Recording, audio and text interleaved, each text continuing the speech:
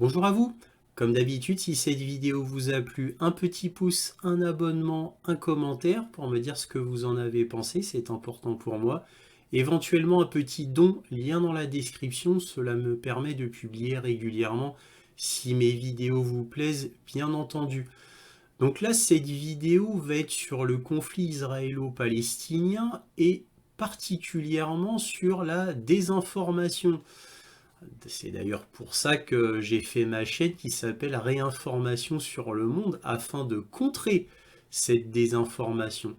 Donc là, je vais vous parler d'un événement qui s'est passé relativement récemment et que j'ai découvert il y a peu, mais qui est quand même très important. Alors c'est quelque chose dont on ne va pas vous parler dans les grands médias, la télévision, mais un grand journal en a parlé, c'est le New York Times. Et pourquoi? Parce que là, le New York Times, justement, est l'arroseur arrosé.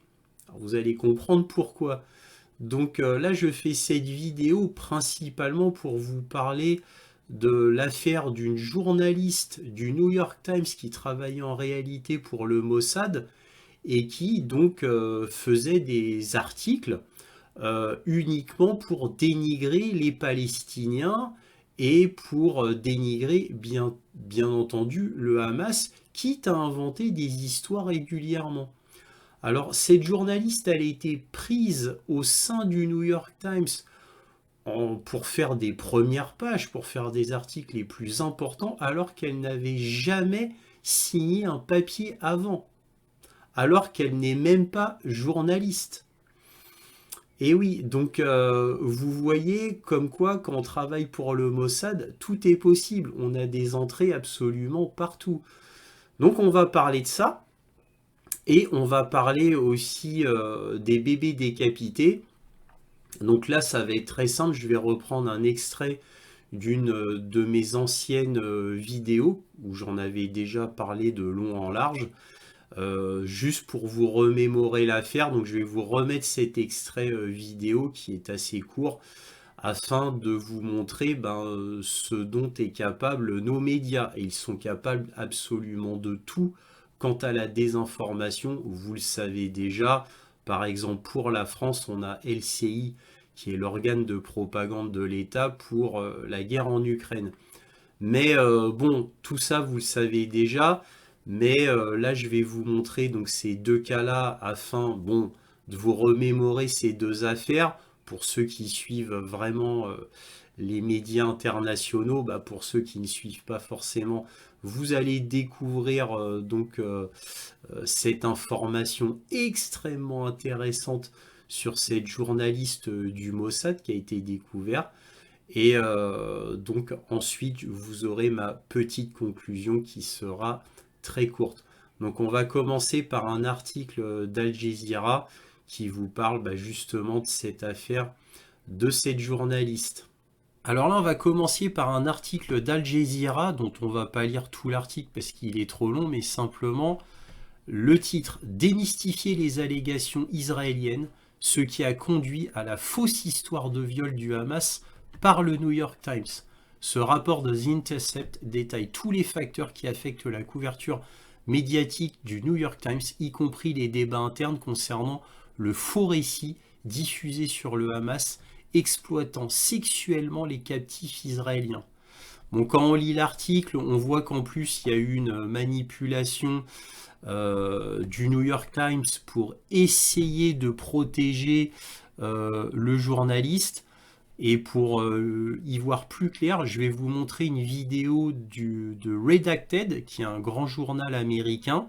Donc là, c'est une vidéo qui est en anglais mais sous-titrée français et qui va plus dans le détail. Je vous laisse voir ça. This is a shocking story at the New York Times. I hope you pay attention to every word of it. You cannot make this up. A New York Times reporter has just been outed and is now being investigated by the New York Times, and sources say she's been fired for two reasons. One, for making up fake news and fabricating the now famous mass rape hoax story that the New York Times ran as a cover story, which has now been fully debunked. And two, the second reason she's been fired, just so happens to be a former Israeli intelligence officer who worked in the Israeli Air Force. Oh, you missed that one, did you? I mean, this is who the New York Times hires to be their reporters. It gets worse, by the way. It gets worse. I'm just starting. This is really a shocking story about really how the deep state plants people inside of newsrooms to get propaganda pushed out to the masses, and how the New York Times, of course, is one of the most corrupt news organizations in the world. Are you wondering, by the way, how the hell the New York Times just managed to get this exclusive scoop of a story about all of these CIA offices in Ukraine? It wasn't a scoop. They were invited by the CIA to come to Ukraine and walk those offices. They are a mouthpiece of the intelligence community. So when you read a New York Times article, always remember that, folks. They are not a news organization. They are a mouthpiece of the intelligence community. They are corrupt.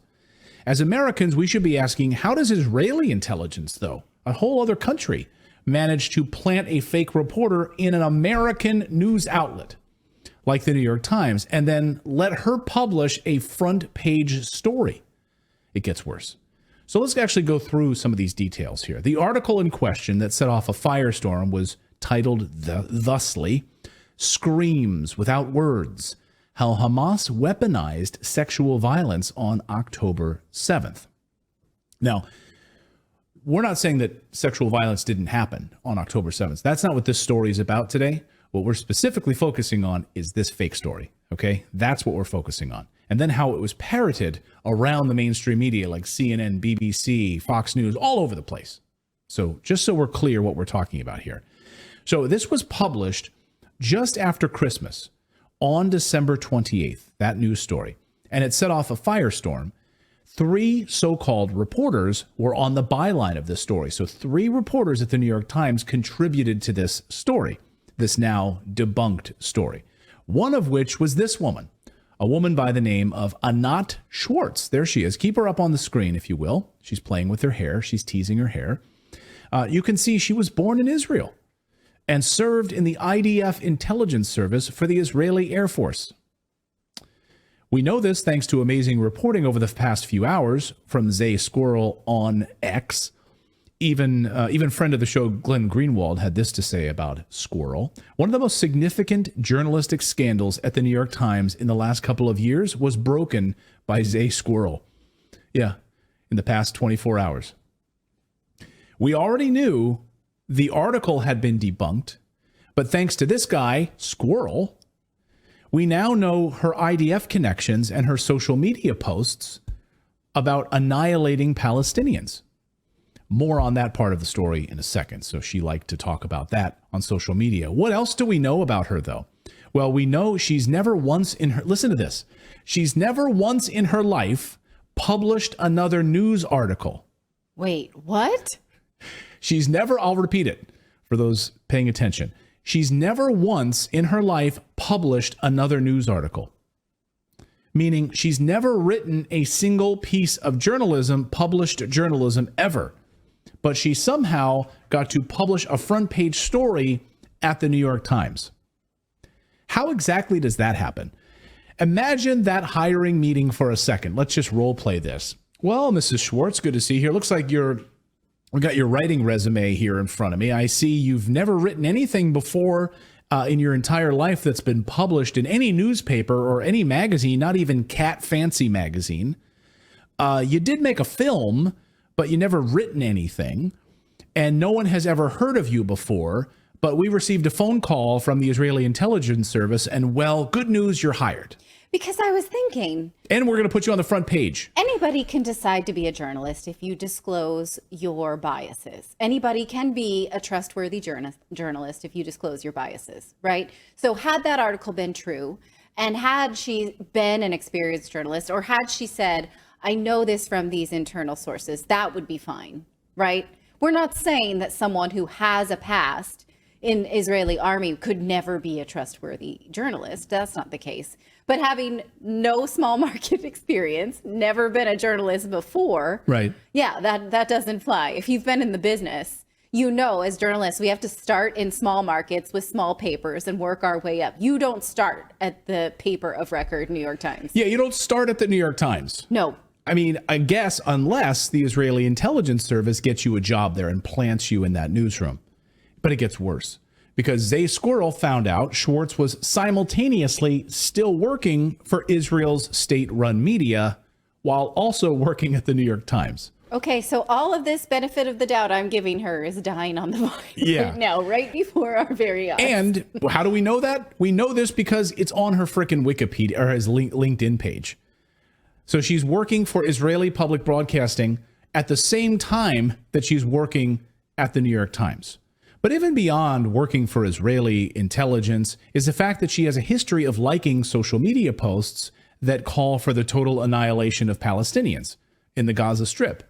So maybe she could have disclosed that in her article, like, hey, I'm the reporter on this story. Hey, by the way, I would love to see Palestinians annihilated. She could have put that in the story. Maybe we wouldn't have thought she's an actual reporter. We would have gotten accurate information. She liked this tweet, for instance. Here's a tweet she liked on October 7th, where this guy says, quote, you can see that Anat liked this tweet. She says, he says, turn the strip into a slaughterhouse. If a hair falls from their head, execute security prisoners. Violate any norm on the way to victory for them to see and be seen. So she liked that tweet, annihilate them. I learned a term for this today. It's called offense archaeology. Okay. When you look through somebody's social media and see what they've done in the past that is relevant, just thought I'd share.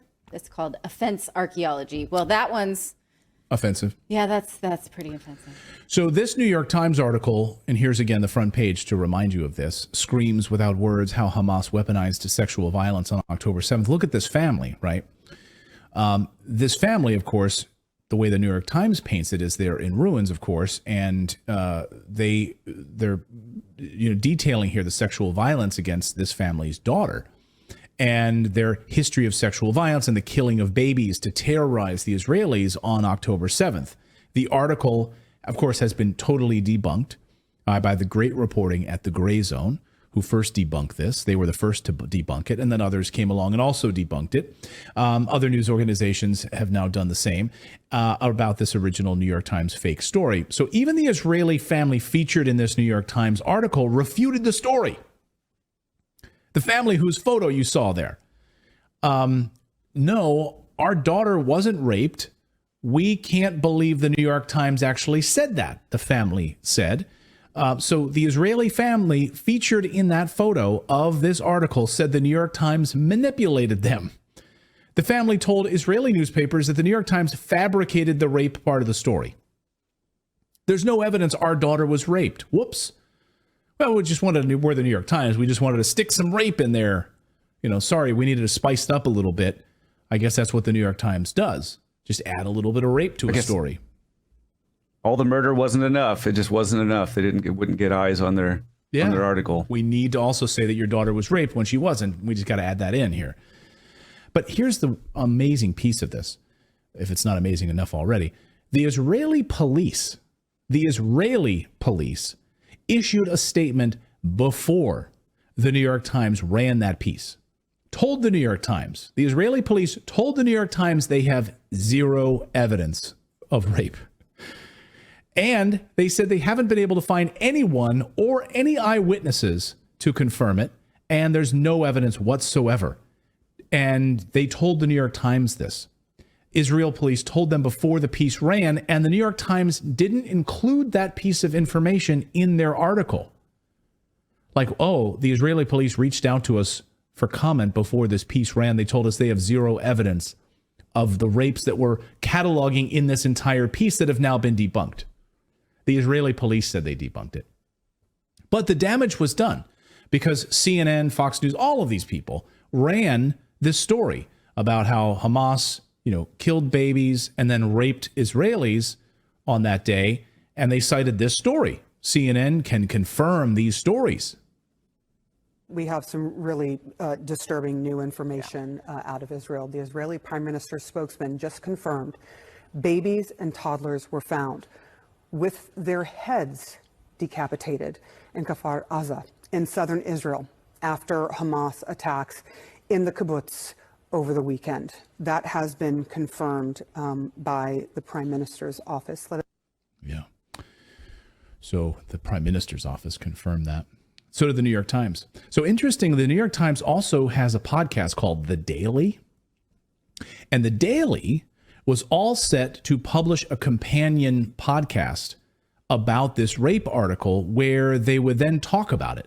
So it's like a director's track. You know, here's our article that we stand by, you know, this fake rape article has been debunked. And here's our podcast where we're going to talk about the article. We'll invite our reporters on to talk about it, right?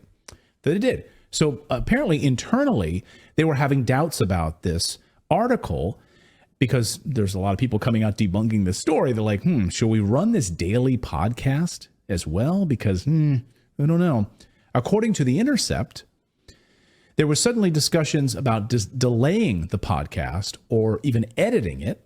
Instead, they did nothing. They decided, no, we're not going to shelve it. We're not going to edit it. We're just going to run it as is. So we're going to double down on our bad reporting and we're just going to add more fuel to the fire, so to speak. They doubled down on the fake story. Well, since the news broke then, Anat Schwartz set her account to private, of course. So she set her account to private, and while she set it private, she was busy scrubbing her entire history. And then she reopened the account and she published the account again where it was available, and you could see that she had removed all of the we should annihilate Palestinians tweets and likes and all of that. So she had gone through and scrubbed it. And then once that was not enough, then she decided to totally delete her account. So you can now see that the account is totally gone. This account doesn't exist anymore. So she deleted it. There were two other reporters, by the way, on this story. Adam Sella and then also Jeffrey Gettleman. Turns out that Sella is just 24 years old and is the nephew of Anat Schwartz. Get out of here. So the Israeli intelligence officer, the girl who just closed her Twitter account and who was masquerading as a New York Times reporter, he's the nephew through marriage of Anat Schwartz. So they're really keeping this in the family, you know, in this New York Times, in this New York Times newsroom here. It gets worse, though. As Zay Squirrel reported on X, this guy Sella has never written a piece like this before. He'd only written food reviews. Well, that's quite a promotion, then. That's nice that he gets this important intelligence story. So he's now a front page New York Times reporter, also the nephew of Anat Schwartz, she never published anything. Man, the New York Times really shooting for the stars here. Were they at least food reviews of Palestinian food? Like, is there any correlation at all? Or Well, let's zoom in on that. Yeah, like, I don't know. Alors là, je vais vous montrer un court extrait d'une vidéo postée par le New York Times qui montre Joe Biden qui dit qu'il a vu de ses yeux des images confirmées, et je dis bien confirmées, de terroristes en train de décapiter des enfants. Alors, je vous laisse voir ce qu'en pense le New York Post. Alors là, vous voyez le New York Post qui fait une petite inclusion en disant président Biden a dit qu'il a vu des images confirmées de terroristes en train de décapiter des enfants dans le sud d'Israël. Mais la Maison-Blanche, plus tard, est revenue en arrière concernant les déclarations du président. Bah oui, ils se sont aperçus que c'était faux et que Joe Biden avait inventé ça, donc peut-être avec le Conseil de l'État profond, on ne sait pas. Bon bref, je vous laisse voir un petit peu la vidéo. Your support, it matters. It matters that Americans see what's happening. Alors là, il vient de dire oui, c'est très important que les Américains voient ce qu'il se passe. I've been doing this a long time. Alors j'ai fait ce métier depuis très longtemps. I never really thought that I would.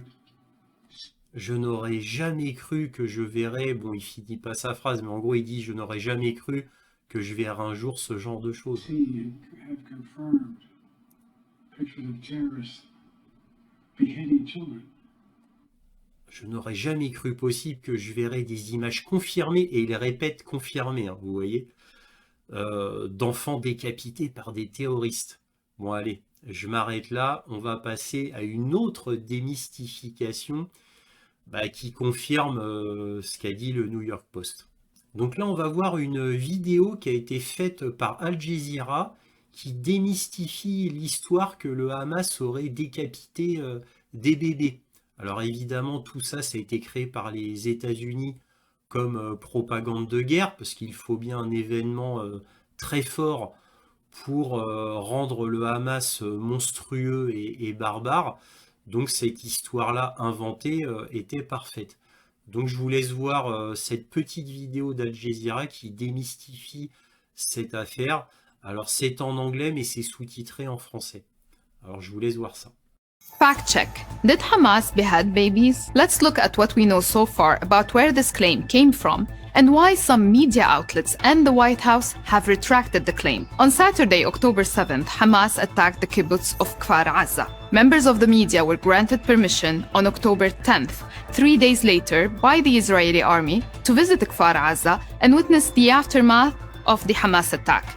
During the visit, a reporter from Israeli news outlet I-24 tweeted saying, "Soldiers told me they believe 40 babies, children, were killed." As the day progressed, the information morphed from at least 40 babies were killed to some were beheaded. On the day, the Israeli army could not confirm beheadings. The very next day, in London, commuters were subjected to this horrifying and unverified headline. On October 11th, many Western media outlets jumped on that claim, quoting the spokesman of Israel's prime minister. The Israeli prime minister's spokesman just confirmed babies and toddlers were found with their heads decapitated in Kfar Aza. But many of those same media outlets were forced to walk back their reporting, issuing updates like this one. Israel cannot confirm the specific claim that babies were beheaded in Hamas attack. Later that day, during a press conference, American President Joe Biden claimed he had seen photographs of beheaded babies, saying, I never really thought that I would see and have confirmed pictures of terrorists beheading children. The White House later retracted the statement and published this correction. US official and the president have not seen pictures nor confirmed such reports independently, but the damage had been done. Biden's initial claims were already featured on the front pages of many news outlets and continued to be cited in some quarters as justification for revenge attacks and the collective punishment of civilians in Gaza. Once these claims went viral, other journalists who were on the same visit to Kfar Aza on the 10th of October say, "No one spoke to me about beheadings, let alone beheadings of children, let alone beheadings of 40 children." Another Israeli journalist said, "During the tour, we didn't see any evidence of this, and the army spokesperson or commanders also didn't mention any such incidents." Sky News correspondent on the ground also confirms not being able to confirm these claims. We have not seen the evidence of that. We have asked the Israeli Defense Forces, the IDF, 3 times to confirm those numbers. They have not yet. Later, the same journalist that broadcasted the claims of the spokesman of Israel's prime minister posted an apology, saying, "The Israeli government now says today it cannot confirm babies were beheaded. I needed to be more careful with my words, and I am sorry." Hamas has denied claims that its fighters beheaded children, calling them lies. As details continue to emerge from the aftermath of the Kfar Aza attack, the line between facts and misinformation has blurred. Lies and half-truths have been disseminated by officials and mainstream media in what is becoming a propaganda war. Donc comme on peut le voir, la désinformation côté israélien va bon train. Donc c'est exactement comme avec l'Ukraine, j'ai envie de vous dire. Donc pour Israël, tout va très mal. Ça va mal même au niveau militaire. Donc Israël a tellement menti sur le plan médiatique et a fait tellement d'exactions contre le peuple palestinien que là, ça devient intolérable sur le plan international. Donc Israël est très très très mal. Surtout qu'elle est sur le coup de la Cour de justice internationale. Donc là, Israël est complètement piégé et ne sait pas comment se dépêtrer de tous ces problèmes qui sont à la fois sociétaux, puisque au sein même d'Israël, la population est contre les faits et gestes de Netanyahou, mais en plus, militairement, ça va pas, médiatiquement, ça va pas, et même au niveau de la justice internationale, cela va pas, rien ne va plus pour Israël. Donc elle se réfugie, comme tous les États qui sont dos au mur, à l'image de l'Ukraine, dans le mensonge et la désinformation. Il ne reste plus que ça pour essayer de tromper au maximum les peuples du monde, et en particulier son propre peuple. Donc encore une fois, on peut faire une parfaite analogie avec l'Ukraine. Donc l'Ukraine est en plein effondrement, Israël est en plein effondrement. Et l'Ukraine commence à être lâchée par les États-Unis, et l'Israël commence à être lâché par les États-Unis. Donc, tout du moins au niveau médiatique, pas au niveau militaire concernant Israël, tout du moins pour l'instant. Mais est-ce que cela durera? Nous verrons bien. Voilà, donc si vous voulez plus d'informations, regardez les liens dans la description. Vous allez voir mes anciennes vidéos sur le conflit israélo-palestinien. Vous en saurez beaucoup plus. Ce sera beaucoup plus détaillé et aussi très intéressant à voir ou à revoir pour les habitués. Voilà, c'est fini. Si cette vidéo vous a plu, un petit pouce, un abonnement, un commentaire, c'est important pour moi. Éventuellement un petit don, lien dans la description. Et toujours, soyez curieux.